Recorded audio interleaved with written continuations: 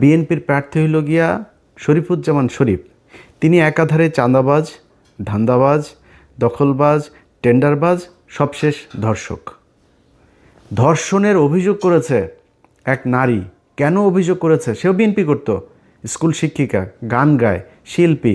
সেই নারীকে আপনার ধর্ষণ করার অভিযোগ করার কারণে তাদের স্বর্ণ চোরাচালান এই মামলায় ঢুকাই দিয়ে তারা জেলে রেখেছে, এখনও জেলে।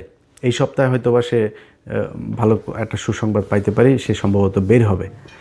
তো এই ব্যক্তিরা যদি আপনি জামাতের রাসেল ভাইয়ের কাছে যদি আপনি শরীফ ধর্ষককে দাঁড় করান, তো মানুষ কাকে ভোট দিবে? সারা দেশে তো একই অবস্থা। এই যে মির্জা আব্বাস আর পাটোয়ারি তো কোনো রিক্সাওয়ালার কাছ থেকে চান্দা নেয় না, কোনো দোকান থেকে চান্দা নেয় না, ফুটপাত থেকে চান্দা নেয় না। চান্দা আব্বাসের কাজে চান্দা নেওয়া। সারা জীবন চান্দাবাজি করেছে, এখনও চান্দাবাজি করে। এই যে আপনি ওনারা অনেক সময় বলে বেড়ান যে জামাতের লোকজন হইল গিয়া কিচ্ছু করে না, জামাতের লোকজন কোনো কষ্ট করে নাই, জামাতের লুকিয়ে লুকিয়ে আরামে তারপরে আওয়ামী লীগ সেজে তারপরে রাজনীতি করেছে।